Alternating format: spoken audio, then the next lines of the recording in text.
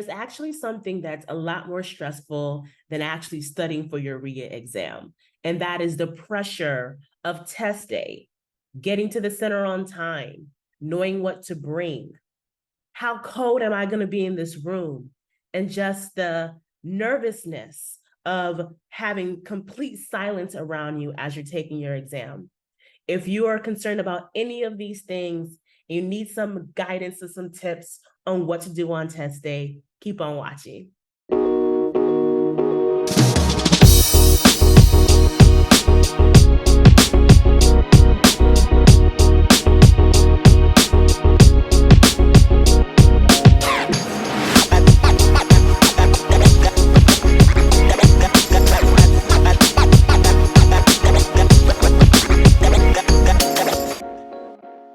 The first thing that you're going to need to have before anything else is authorization to test. Now, you're going to receive this via email, and it's going to tell you that you're going to be able to actually test between a particular time frame.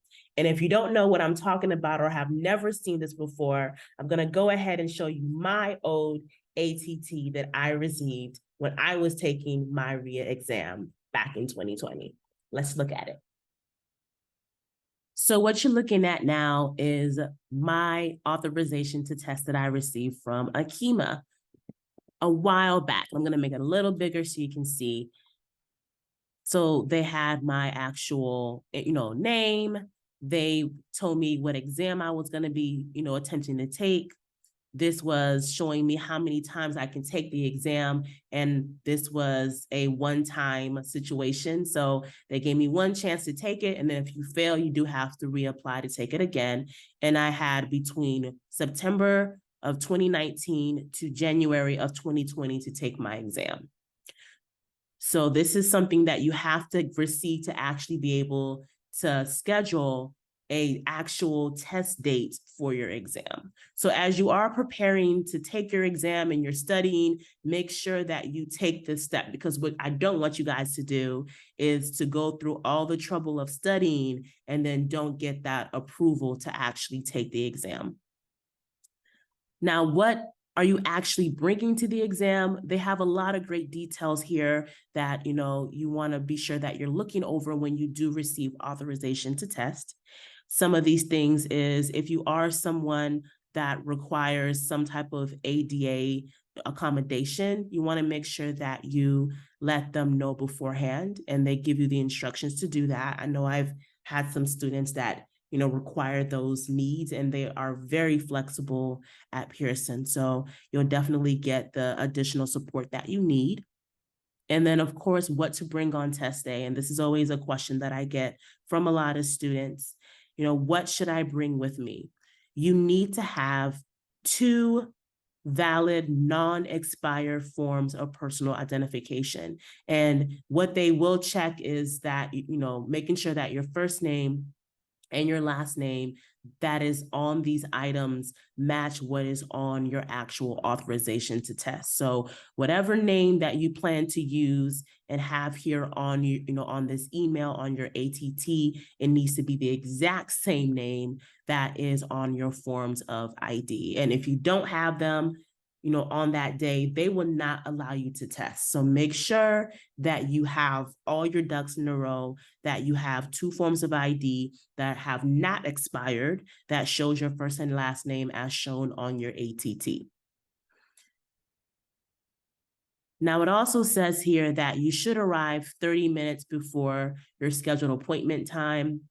I have a whole different philosophy to that, and we're going to talk about that soon, but they say 30 minutes. Now, if you do arrive more than 15 minutes after your test date, you are considered a no-show and they will forfeit your exam fee. I have seen some students, come in late and they were not able to take their exam. So please be sure that you get there on time. But if you're watching this video, then you will definitely learn hear my tips on how you should address, things on exam day. Now, things happen. You may need to reschedule or cancel. And so this is the policy that they have for that. If you need to reschedule or cancel your appointment, you have to do it with 24 hours before your appointment time.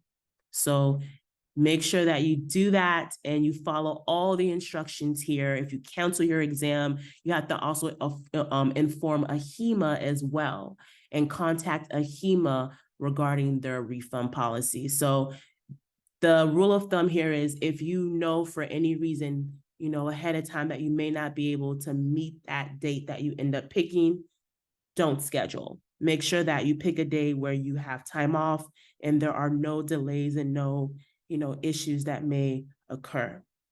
There are fees if you choose to cancel or reschedule your exam between 14 days and 1 full business day. They charge you $30. And then once again, if you choose to, reschedule or cancel, less than 24 hours before your test date, you end up losing all of your money. So some things to just keep in mind as you are getting ready for test day. Rescheduling and canceling, there is a policy that you want to make sure of. And you also want to make sure that you have 2 non-expired documentation that can be used on that day that will match the name that's on your actual ATT. So now that you've seen the actual ATT and what that's going to look like in your email, the next step that you would want to take is actually scheduling your exam. And to schedule your actual exam, you would then go to the Pearson website. And once you pick a date and time that works for you and a location, then you will receive another letter that will confirm your appointment. And if you don't know what that looks like, I'm going to show you now. So what you're looking at now is my appointment confirmation to take my exam. And I took my exam on January 24th, 2020, which seems like such a long time, but it really hasn't been that long. So I took the exam on that day. And as you can see, when you get this confirmation, it will let you know, of course, what exam you're taking, what time you're going to take it, and most importantly, how much time you're going to have.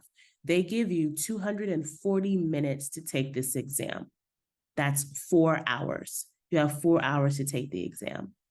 It's going to give me the location. I took my exam in Baltimore. And from there, I went there and followed the steps and got my results. And I passed on my first try. So this is what the actual confirmation email looks like. If you don't receive something like this from them stating that you are scheduled for your exam, then you're not scheduled. So make sure that you receive some confirmation from Pearson letting you know that you are on their schedule to take the exam. So now that you've seen what all of the letters and the documentation is going to look like, let's go ahead and talk about some other tips that you want to keep in mind for test day. So on test day, when it comes down to documentation, my rule of thumb is that you want to find those documents as soon as possible. As soon as you are thinking about taking that exam, you want to make sure that you already have your documents set to the side and make sure that the expiration dates on these forms and these IDs are, good to go when it comes to being valid for your testing period that you're authorized to test for. So you want to make sure that you do that. Set it to the side.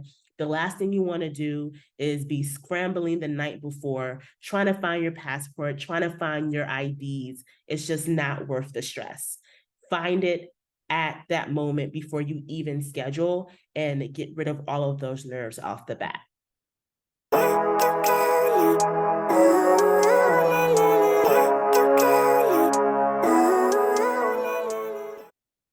Another recommendation I have is that you find the testing location way in advance of actually taking your exam. So if my exam was on January the 20th, I may use January the 13th to drive and find the location, figure out where I'm going to park, and just get acclimated to the environment.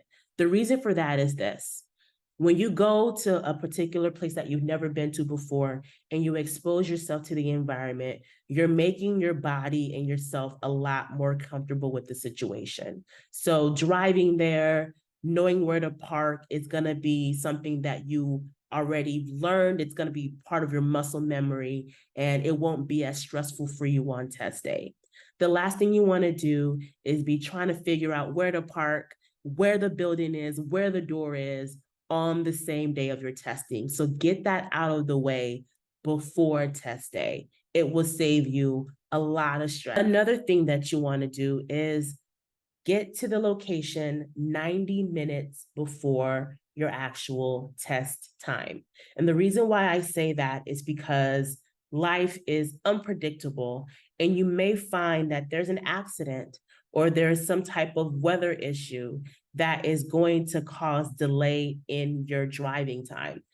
And maybe you're going to take the bus or take an Uber or whatever way that you're going to get to your site. You want to make sure that you give yourself enough time to get there and get your mental right, okay? Because it is a very strenuous 4 hours, and you want to make sure that that stress is not being built onto you. So please get there 90 minutes before the exam.